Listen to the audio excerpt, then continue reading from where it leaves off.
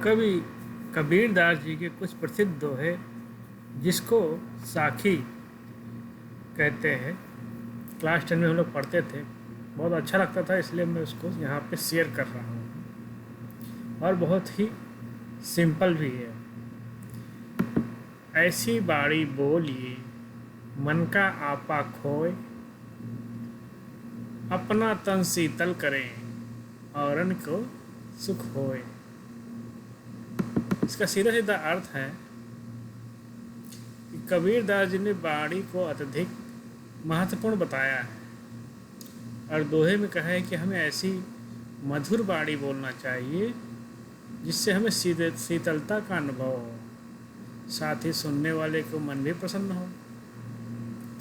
मधुर बाणी से समाज में प्रेम की भावना बढ़ती है तथा कड़वे वचनों से हम एक दूसरे के विरोधी बन जाते हैं। हमेशा हमें मीठा और उचित ही बोलना चाहिए। जो दूसरों को पसंद करता है वह अपने आप को भी सुख की अनुभूति कराता है। कस्तूरी कुंडल बसे मृग ढूंढे बनी माही, ऐसे घटी घटी राम है दुनिया देखे नाही। कस्तूरी एक तरीके का पदार्थ होता है जो कि हिरण के नाभि में पाया जाता है। इसमें एक अच्छी सी खुशबू आती है जो कि नर हिरण की नाभि से निकाला गया। कस्तूरी नर हिरण की नाभि से निकाला गया जाता है।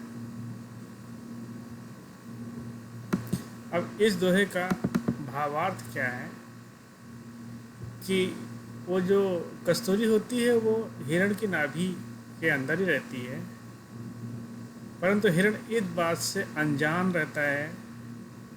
उसकी खुशबू के कारण उसे पूरे जंगल में वो इधर उधर ढूंढता रहता, भटकता रहता है।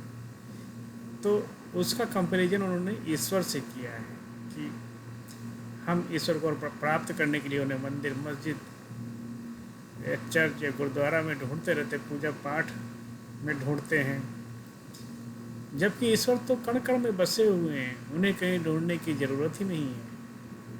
बस ज़रूरत है तो खुद को पहचानने की। तीसरा दोहा भी बहुत सिंपल है लेकिन इसका अर्थ भी बहुत गूढ़ है। ये जितने भी दोहे हैं अर्थ काफ़ी गहरे हैं और इसको हमें अपने जीवन में भी उतारना चाहिए। जब मैं था तब हरि नहीं, जब हरि है मैं नाही, सब अंधियारा मिट गया जब दीपक देखा माही। कबीरदास जी ने इस दोहे में मैं शब्द को, जैसे कि एक मैं शब्द को घमंड से लिया है कि जब मेरे अंदर घमंड था, जब मेरे अंदर अहंकार रहता था,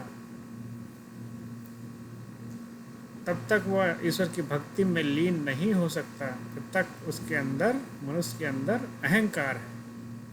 एक बार जो मनुष्य ईश्वर भक्ति में पूर्ण रूप से लीन हो जाता है, उस मनुष्य के अंदर अहंकार बचता ही नहीं है और खुद को नगण्य समझता है। जिस प्रकार दीपक के जलते हुए भी पूरा अंधेरा मिट जाता है और चारों तरफ प्रकाश फैल जाता है, ठीक उसी प्रकार भक्ति के मार्ग पर चलने से ही मनुष्य के अंदर का अहंकार मिट जाता है।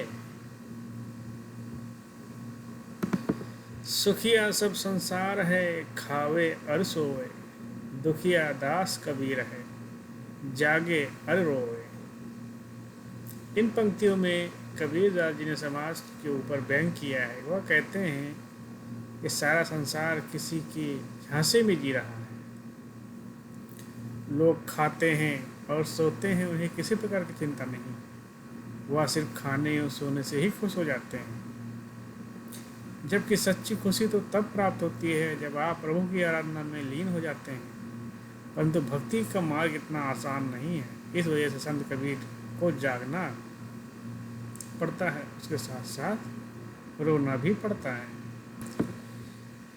बिरह विवंगम तन बसे, मंत्र न लागे कोई, राम वियोगी ना जीवे, जीवे तो बौरा होई।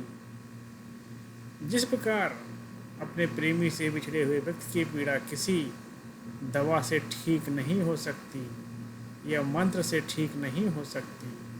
ठीक उसी प्रकार प्रभु से बिछड़ा हुआ कोई भक्त जी नहीं सकता। उसमें प्रभु भक्ति के अलावा कुछ शेष बचता ही नहीं है। अपने प्रभु से बिछड़कर अगर वो जीवित रह भी जाता है तो अपने प्रभु की याद में वो पागल हो जाता है, बौरा जाता है।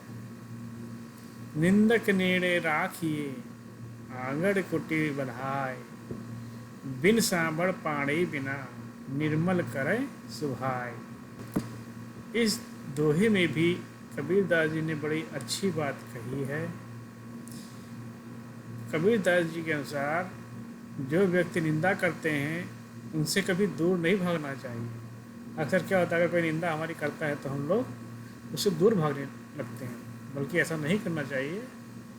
हमें हमेशा उनके पास रहना चाहिए। जैसा हम किसी गाय को अपने आंगन खूंटे बांध रखते हैं, ठीक उसी प्रकार हमें निंदा करने वालों व्यक्ति को अपने पास रखने का कोई प्रबंध कर लेना चाहिए, जिससे हम रोज़ उनसे अपनी बुराइयों के बारे में जान सकें और अपनी गलतियां दोबारा दोहराने से बच सकें। इस प्रकार हम बिना साबुन और पानी के ही खुद को पवित्र और निर्मल बना सकते हैं। पोती पढ़ पढ़ जग मुआ पंडित भया न कोय, एक आसिर पीव का पढ़े सो पंडित होय। इसमें इस साखी का भावार्थ है कि कबीर साखी की इन पंक्तियों के अनुसार मोटी मोटी किताबों को पढ़कर किताबी ज्ञान प्राप्त कर लेने से कोई पंडित नहीं बन सकता, जबकि ईश्वर भक्ति का एक अक्षर पढ़कर भी लोग पंडित बन जाते हैं। किताबी ज्ञान के साथ साथ व्यवहारिक ज्ञान का होना भी आवश्यक है, नहीं तो व्यक्ति ज्ञानी नहीं बन सकता। हम घर जा लिया आपड़ा लिया उराड़ा हाथ, अब घर जालो ताश का ये चले हमारे साथ। इस साखी का भावार्थ है, सच्चा ज्ञान प्राप्त करने के लिए हमें अपनी माया मोह का त्याग करना होगा, तभी हम सच्चा ज्ञान प्राप्त कर सकते हैं। कबीरदास जी के अनुसार उन्होंने खुद ही अपने मोह माया रूपी घर को ज्ञान रूपी मसाल से जलाया है। अगर कोई उनके साथ भक्ति की राह पर चलना चाहता है तो कबीर अपनी इस मसाल से उसका घर भी रोशन करेंगे, अर्थात ज्ञान से उसे मोह माया से बंधन से मुक्त करेंगे। दोस्तों, ये वीडियो आपको कैसा लगा? अगर पसंद आए तो प्लीज़ लाइक शेयर सब्सक्राइब जरूर कीजिएगा। धन्यवाद।